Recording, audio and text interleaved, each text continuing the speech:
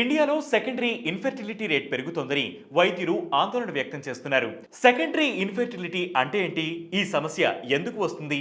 ఈ వీడియోలో తెలుసుకుందాం.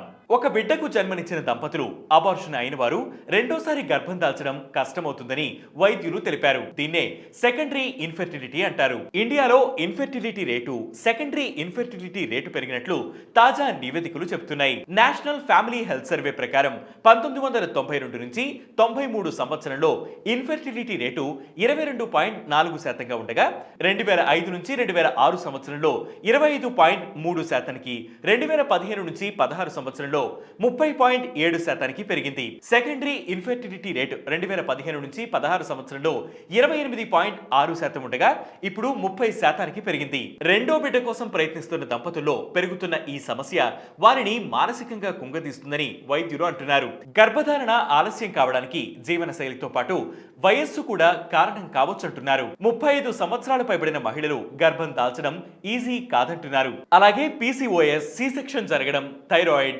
డయాబెటీస్, బీపీ, షుగర్, ఒబేసిటీతో పాటు మగవారిలో వీర్యం నాణ్యత తగ్గుతుండడం కూడా సెకండరీ ఇన్ఫెర్టిలిటీకి కారణాలు కావచ్చని గైనకాలజిస్టులు వివరించారు. జనాభాలో చైనాను దాటిన ఇండియాలో సెకండరీ ఇన్ఫెర్టిలిటీ మరింత పెరిగితే మున్ముందు జనాభా కొరత ఏర్పడే అవకాశాలు ఉన్నాయని విశ్లేషకులు చెబుతున్నారు. జీవనశైలిలో చిన్న చిన్న మార్పులు చేసుకోవడంతో పాటు దంపతులకు 35 ఏళ్లు దాటేలోపుగానే కనీసం 2 పిల్లల్ని కనేలా ఫ్యామిలీ ప్లానింగ్స్ చేసుకోవాలని సూచిస్తున్నారు.